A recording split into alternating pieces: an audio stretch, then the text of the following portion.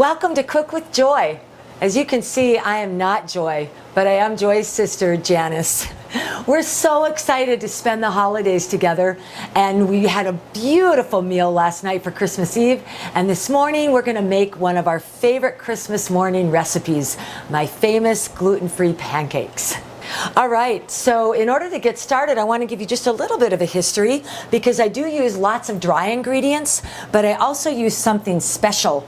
And we had this yesterday morning, and this is a warm, wet porridge, the tradition of congee. It looks like worms. Well, it's not. This is quinoa and teff mixed together. This is what they look like, dry quinoa from South America and teff from Ethiopia. These are two of the highest nutritional value grains that there are on the planet. So what I like to do is to make a porridge out of them. I use about a half a cup of each and a lot of water, at least 4 cups. I fill the pan all the way up. And then unlike when I would normally just make oatmeal or something like that, I let it simmer for a really long time, like at least a half an hour, sometimes even an hour. The great thing is that after you've enjoyed your delicious porridge with strawberries and a little bit of maple syrup on the top, the leftovers, if we have them, get put into the refrigerator, and then the next day, like today, we add them to our pancake batter.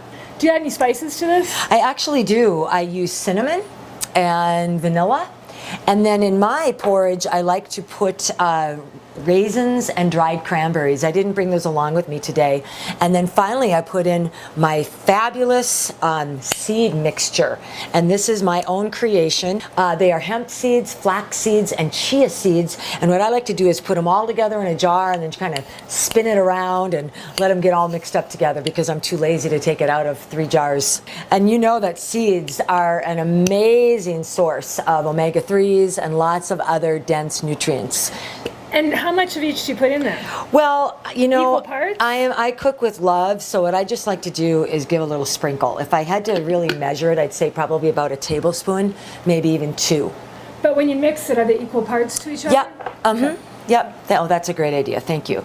So we're going to mix this into my other dry ingredients. The other thing I'm going to tell you is that some people want to make these completely animal product free, and so you can use egg replacer. There's a couple different kinds. And then some people like to use either coconut oil or earth balance. These are both artificial. Well, coconut oil isn't artificial, but it's non-dairy oil, and then earth balance is also a soy-based oil.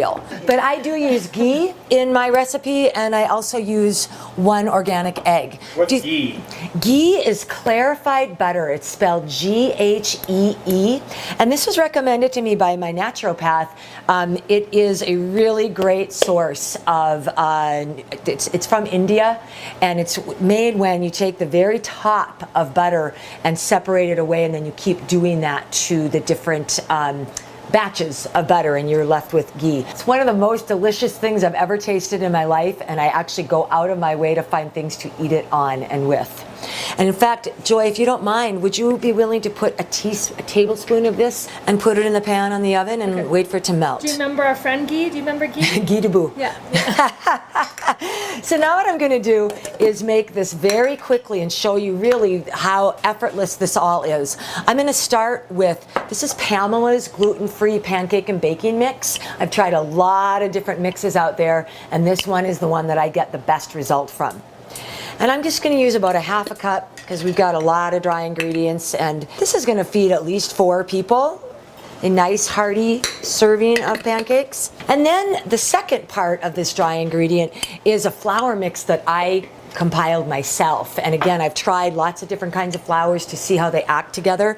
This one is coconut and garbanzo and almond flour, and I just find that they really hold together well, and they also have a nice taste together. And I'm going to put about a half a cup of this mixture. Don't have to be exact. See, that's a dry measuring cup. I was talking about that earlier, the difference between a dry measuring cup and a liquid measuring cup. Right, very good. Well, then my next major dry ingredient, these are gluten-free rolled oats. And again, you can get these in bulk at some stores. You can also get them in the package like by Bob's. There are a few out there. So again, I do about a half a cup, kind of equal of everything. And that's the majority of my dry. I'm gonna wait with my wet just a little bit. So the other dry I'm gonna put in, as I said, was my little sprinkle of my seed mixture. Well, that doesn't go in here. Nope. Oh, okay, that's what I thought. It does too when I'm making this, so okay. you can't get enough seeds. Okay. And finally, we're gonna do some crushed walnuts. These are whole walnuts and I just literally crush them in my hands. Sometimes I also use sliced almonds, and I just didn't have any on hand today, so these will be banana walnut pancakes. Then I give a little shake of cinnamon, and we are now done with the dry ingredients. So now I'm gonna mix this all together. You don't wanna over mix your pancake mix. It'll cause the consistency not to be great. Something else I could have put in here if I'd had it would be fresh coconut flakes. They make another nice little consistency. So now what I'm gonna do is take my wet, and I'm gonna again use a half a cup, dry for wet, and then I'm done with that. The first thing I'm gonna add of a liquid variety is a little bit of vanilla extract. And again, I don't measure it, I just cook with love, so I seem to get it right most of the time.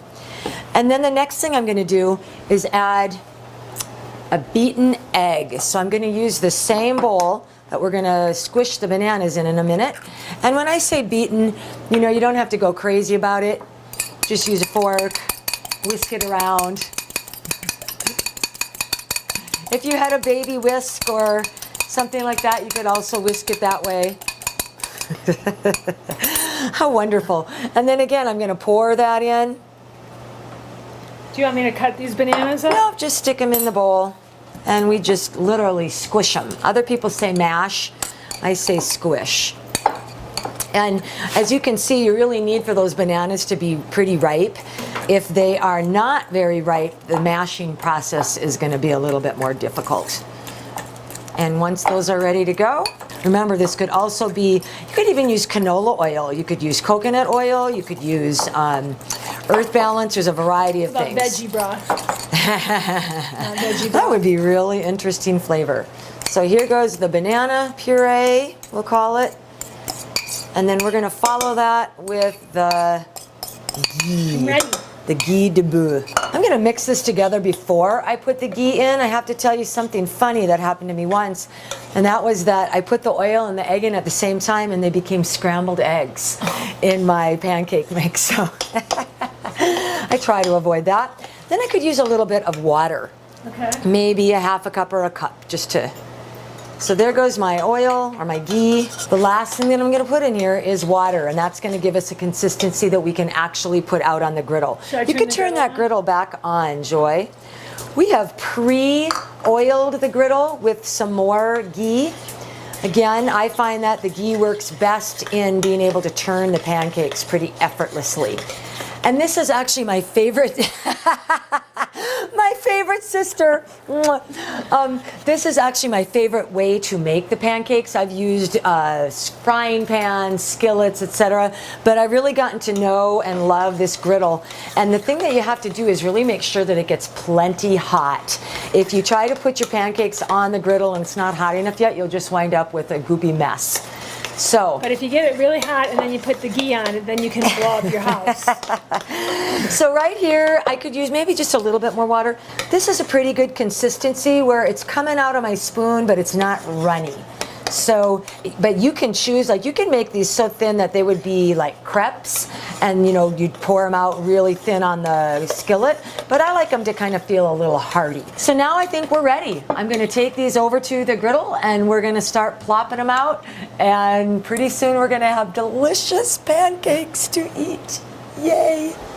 So we are ready now to put our little balls of goodness on the griddle. This is a good consistency, as I said. Some people like to use a measuring cup. I like to use a big spoon because the first thing I try to do is really make sure that the griddle is hot enough, and I'm listening for the sizzle. And when I hear that sizzle, that tells me that it's really ready for the pancake itself. So I'm gonna just drop little droplets. Again, you can do it bigger than this if you like. When I was little, my mom used to call these silver dollar pancakes because they were about the size of a silver dollar, and you could eat a lot of them. So again, I just space them not too far apart. And I just kind of keep going. Boy, you got a lot of ghee on there. So the tablespoon. And then we just sort of hang out and let them do its thing. I know that the ones... That's right. The ones in front are going to be ready sooner. The ones in the back have a little bit extra ghee back there. It's not a perfect science. I would say I usually put about a teaspoon of oil on top of the griddle. So I look to see when they start to kind of bubble around the edges. I also can check with my spatula to see if they seem like they're going to stay in one piece.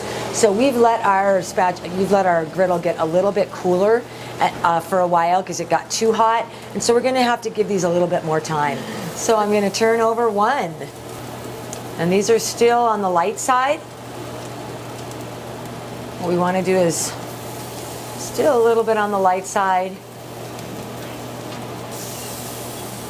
Yep, and these ones that have a lot of oil in them, they're probably going to be a little bit browner around the edges. A little bit more advanced. So we're just going to wait a few more minutes or a few more seconds, and then we're going to start to plate these. We have a beautiful holiday plate that we like to use. And what I like to do is just stack them up on the plate. Of course, I like to kind of taste test my way along with it. Usually I have a little cup of maple syrup. So maybe I can hold this plate, and Joy, you could get me a little cup. So I am ready to put my first pancake on my plate. Like tradition, can you?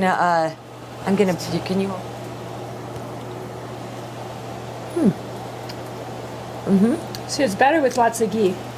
See? Wow.